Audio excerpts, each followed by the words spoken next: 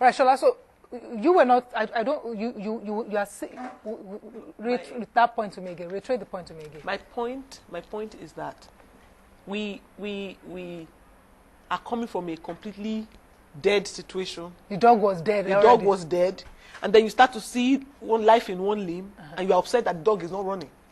You just got to give it time. It's just starting to get life back. So I think that we should encourage this. We should be glad that this is happening. But we shouldn't stop there. We should insist that, okay, if it's happening with these people, then everybody who is guilty or who has cases to answer should be brought to book. Right. But if we now say because they are not bringing everybody at the same time, therefore what they are doing is not, we are not going to support it, then they'll go back to, we'll still have a death situation and we're back to no accountability. Do you think Nigerians have become tolerant to corruption generally? Yes. Yes, we have. You know, yes, because what I also hear is that people say, why leave them now? Maybe they are not there again or something like that. I don't People are saying leave them. Well, there are certain people who are saying that. Really? What's the big deal? Yeah. That, you know, that They've gone. people had this statement that everybody does it.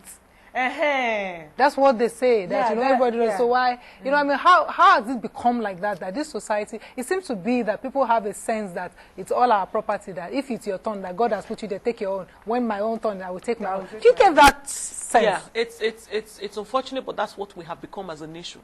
And it's going to take a lot of reorientation to get us out of that point. And I think that where we're going now with this kind of development is starting to reawaken within us the normal values of a human being. This is not just about whether you're Nigerian or what. It's just the normal basic values of living in a human society.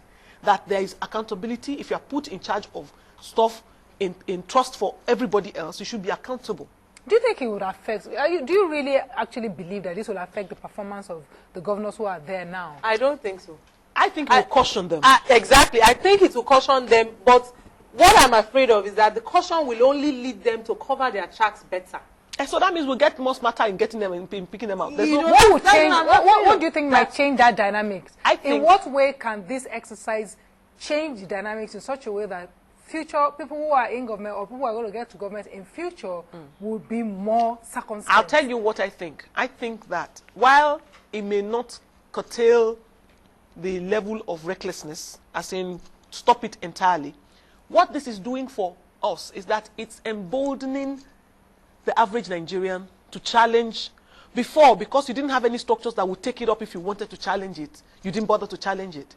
But now that you know that there are some structures that would look at what you want to say, if I discover anything that somebody in government is doing wrong, I can send a note or something to somebody who will take it up and look into it. And if they find that it is true, they do something about it. So a lot more of us, sorry, Ijoma, I think that a lot more of us are going to get more confident in speaking up. We're going to get more confident in insisting. Do you understand? Because now we know that there is some structure. Though it may not be strong enough, but there is some structure that will bring you to book if you're not doing what you're supposed to be doing.